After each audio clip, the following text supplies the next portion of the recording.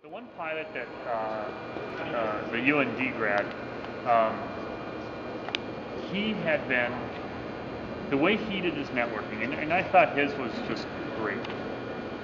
What he would do is he would go with his resume, and it would be as if you were a sales marketing. And if you think of sales marketing, what you do is you make one contact at least. So this is a service I provide, right? Um, who else do you know that might be interested in knowing about the service I provide? He took that philosophy and he twisted it to here's my resume. Tell me I'd like to meet with you. He just said I'd like to meet with you, and he wasn't just meeting with chief pilots, just as it wasn't meeting with department managers. He was meeting with every pilot that he knew in a corporate world.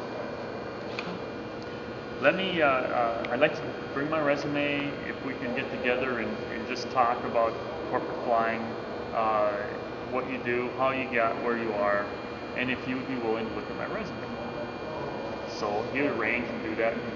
Across the board, corporate pilots that I'm aware of will always give you time.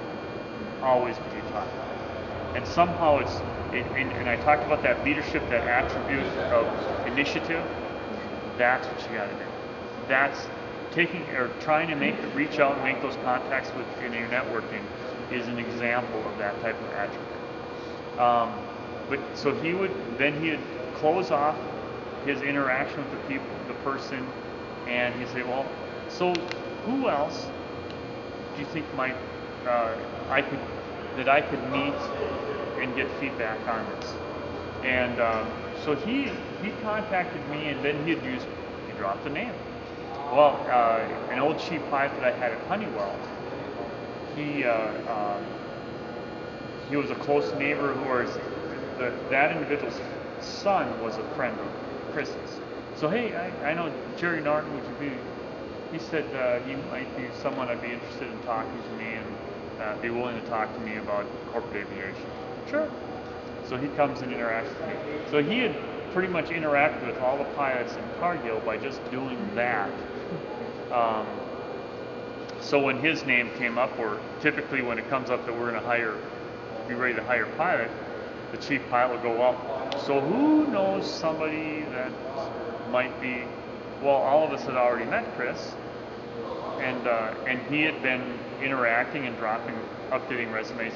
3 years is when a Cargill individual first saw his resume to the point that he was hired. But typically a good corporate offer job, and this Cargill is more an end of your career, or where you'd like to stay for the remainder of your career.